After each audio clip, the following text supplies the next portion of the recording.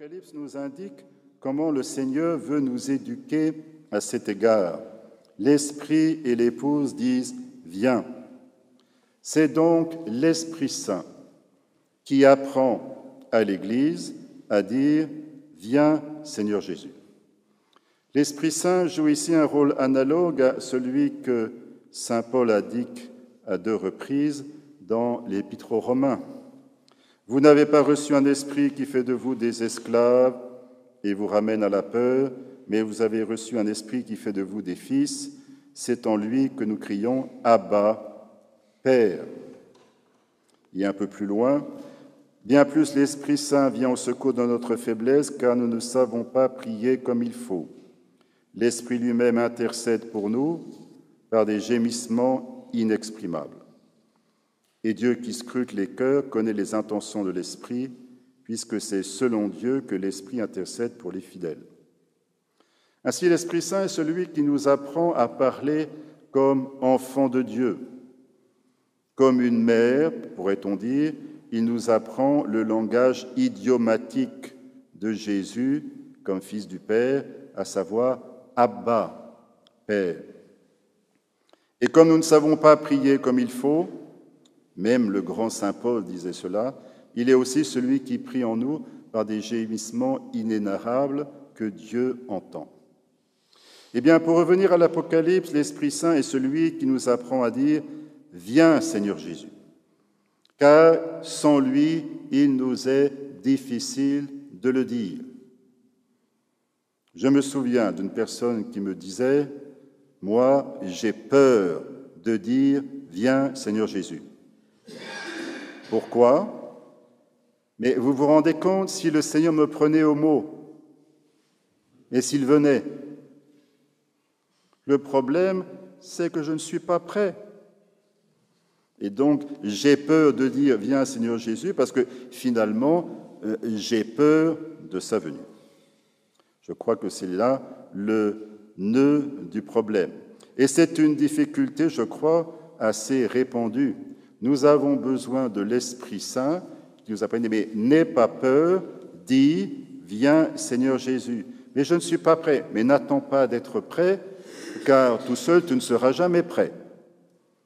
Répète avec moi, viens Seigneur Jésus, et progressivement, cela te préparera à sa venue.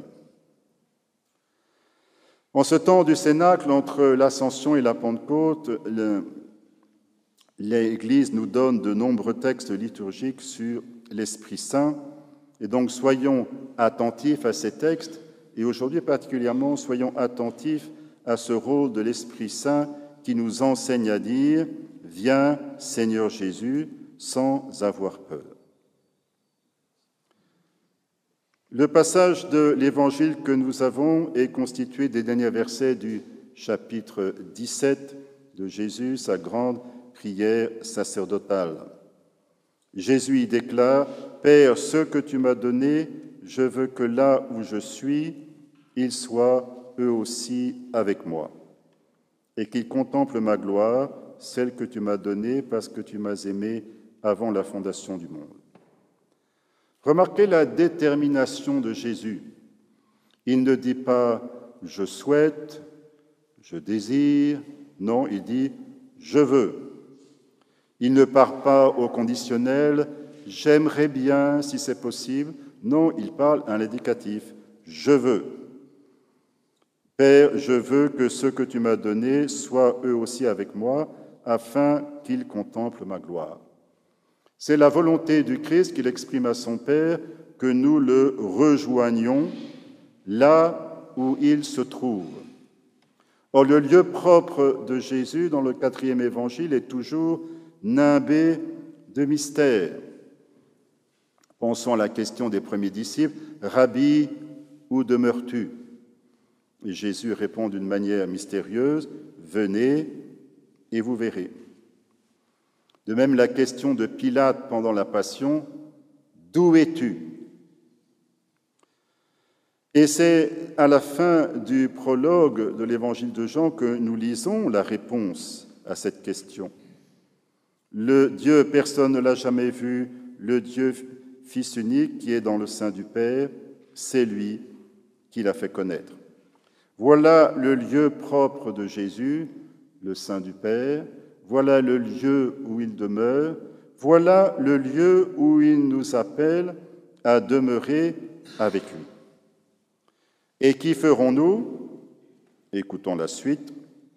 Afin qu'il contemple ma gloire, celle que tu m'as donnée parce que tu m'as aimé avant la fondation du monde.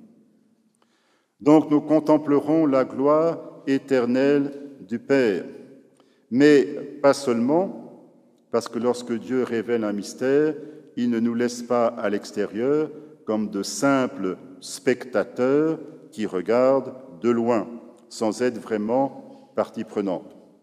Bien au contraire, Dieu nous invite à y entrer pour en vivre. Nous le voyons dans ce texte où Jésus dit au Père, « Je leur ai donné la gloire que tu m'as donnée. » Saint Grégoire de Nice commente ce verset. Nous en avons entendu un passage cité dans l'office de lecture pour ce dimanche. « Gloire, c'est le nom donné à l'Esprit Saint. Nul de ceux qui ont réfléchi à la question ne pourrait le nier. Il a vraiment donné une telle gloire à ses disciples, celui qui leur a dit « Recevez l'Esprit Saint ». C'est la gloire éternelle du Fils de Dieu de spirer l'Esprit Saint dans l'unité avec le Père. Et cette gloire, il veut la donner à ses disciples. Ainsi, nous ne sommes pas seulement appelés à contempler de loin, de l'extérieur, la gloire de Jésus, nous sommes appelés à y participer et à vivre ce que Jésus lui-même vit comme Fils de Dieu. Cette gloire de Jésus, Étienne en a eu un avant-goût, comme nous lisons dans la première lecture, et notons au passage une autre mention de l'Esprit Saint. Rempli de l'Esprit Saint, Étienne fixait le ciel du regard, il vit la gloire de Dieu et Jésus debout à la droite de Dieu. Il déclara, « Voici que je contemple les cieux ouverts et le Fils de l'homme debout à la droite de Dieu. » Frères et sœurs, puis ces textes bibliques qui mentionnent tous d'une manière ou d'une autre l'Esprit Saint, faire grandir en nous durant cette semaine le désir de recevoir celui-ci à nouveau et d'une manière plus profonde. Demandons déjà à l'Esprit Saint de nous faire vivre plus intensément de la vie même de Jésus.